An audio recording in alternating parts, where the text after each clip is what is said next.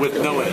John with no H. Right? John with no H. Yeah. Sorry. Well, if I would have known that Legos would have been this popular in movies, I would have kept all mine. But I think they all ended up in the vacuum cleaner when I was a kid. So. Yeah, or you kneel on them, you step on them, and you're trying to clean them.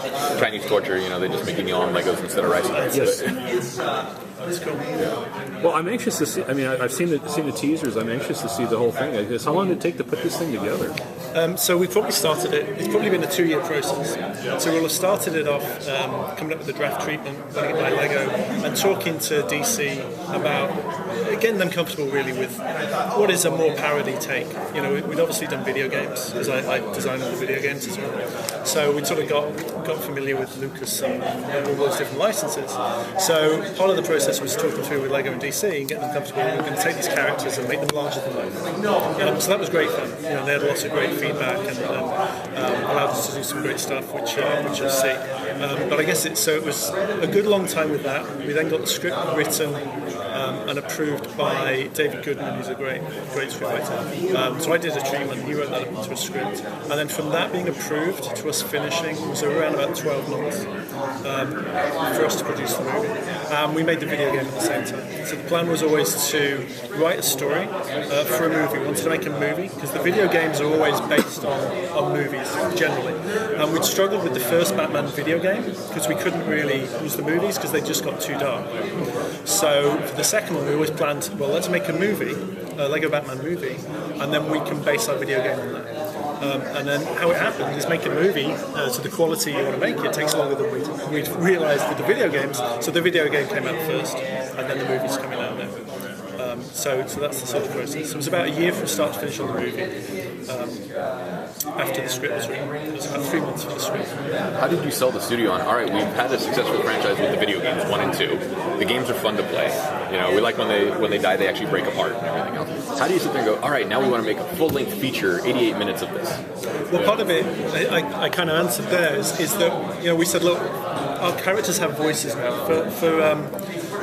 We knew we were going to have to take another step with telling the stories in the video games. There's only so far you can go on miming, and especially with Batman, where we weren't parodying any material. So we knew we'd have to add voices to the characters. We were going to have performances, and so we wanted to get great characters and great performances. So our whole sell was, look, let's make a movie, a Lego Batman movie, because then that will allow us to make the video game and to tell just a cool Batman story with voices and everything else. So it's a very synergistic process. The whole thing was tied up in there, and so I think they thought, well, we want the game because one of the sort of within home entertainment, which is where we as a video game company sit. They want the video games. They understand that they're very, very, very popular, and they obviously had a capacity for making direct to video. So it was kind of a trade. I wanted to make the movie. They wanted the video game, and we said, look, we can do some smart stuff with this, and make hopefully when you see it, the production values, the amount we could put into the movie, because we were making a lot of stuff that was used on the video game as well. Just leaves you with a really high-end, high-quality movie. I think it's a lot further beyond what you typically get with an animated, CG movie. At the time, that was the first voice work on the Lego video game? Yeah. Yeah, but we knew we were going to have to go that way. We had a lot of people saying, the miming... With the Lego as a franchise, we think it was a franchise because the company, I run TT Games, I run TT Animation, and we have the Lego video game rights exclusively. So, and rather than just sit there and sit on our laurels, just make the same thing over and over, constantly with each step, we try and push it forward. And there's a risk there that you change too much and people would stop playing the game. So we have to be really careful. So adding a voice, we knew we needed that to move forward. We wanted to tell original stories. We wanted to give Lego characters a voice. And had some really definite ideas of how Batman and Robin, Superman's relationship should go. And so we knew we had to do that kind of stuff. So how that does, your original question was what exactly? Oh no, I was just curious. On the voice. I was trying to remember if that was the first. So that was the first game in the voice. So we knew we had to do that. So that really drove that, and it opened up like this great opportunity. Like I said, I sold my company TT Games to Warner Brothers about 5 years ago, and part of that was because I was really interested in can we make movies. Right. So really, the Lego Batman movie was our first go at let's make a film. And a happy side effect is we got to make a video game with it too. Yeah. But the story of the movie has so much more to it than the video game, which we're really excited about. So like, what do fans of the video game get out of the movie and vice versa that they don't get any other? There's a lot more story. I mean, it's twice as much. Pretty much half the movie is not seen in the video game at all. So there's a lot. It's a lot more complete telling. Another thing with the video game is the way you animate. The whole thing's been completely reanimated as well. Anything that we would have shown in the video game has been completely reanimated. We've gone over it. It's all been relit. Just started from scratch again. Now that was all going on in parallel with the game. So the way a story is in the game is driven forward is much quicker cuts. We want to just get into the gameplay.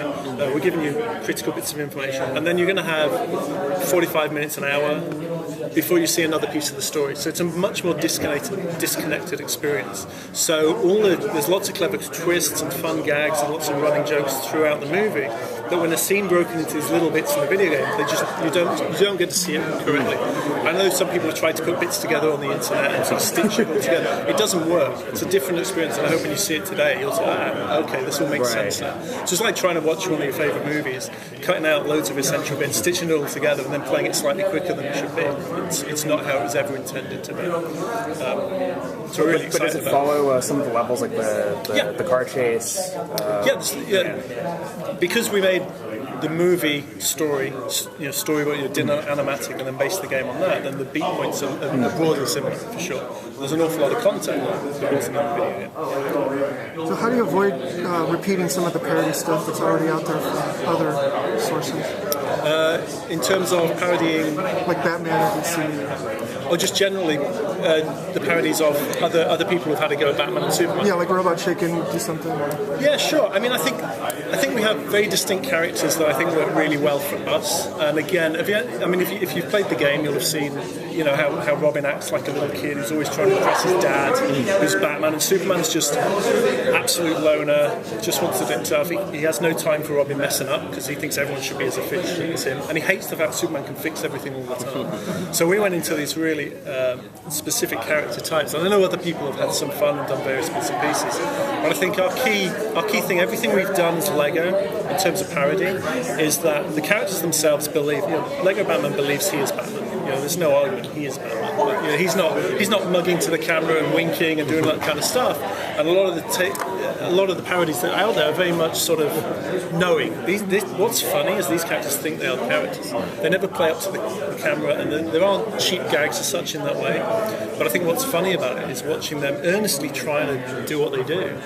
It's just funny seeing Lego characters doing that, and that's what we found with all the other franchises we've done with with Star Wars and everything else, with Lego in there, is they're taking themselves dead seriously. But it's just so funny to see them. They don't know they're in a comedy. I've got to give a slight nod to how it should have ended as well. If you've seen their stuff and the Superhero Cafe, and seeing the Batman and Superman, it's a different characters there, but just seeing them in that setting, just having an argument over coffee, it's great to see that. Yeah, that's the kind of tone that we can go for. So. Was the transition from normally it's kind of more pantomime to actually getting the logistics of the speech patterns and getting the voices in there, was that a smooth transition, or did you find it kind of a little bit difficult to figure out the pacing of it? Certainly in terms of the pacing, because we have a huge team of animators, so the video game team, everyone we employ there, all the technology we use to render the video games and everything else, we used all of that to make the movie. So we made the movie completely in-house. We didn't go out of house for anything. So we start to finish within the studio,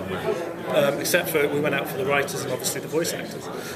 So that whole process. And yeah, that was some interesting learning curves. We do it differently now, having learned what we've learned, but a lot to do with the pantomime and the pacing especially. Leaving enough time holding on a gag, and seeing reaction shots and everything else, with the dialogue, knowing how long to hold. That was all, we had to learn a lot. And that's why we ended up just reanimating. Just in the game, we just didn't leave the gags long enough. We learned an awful lot by just seeing how it all cut together.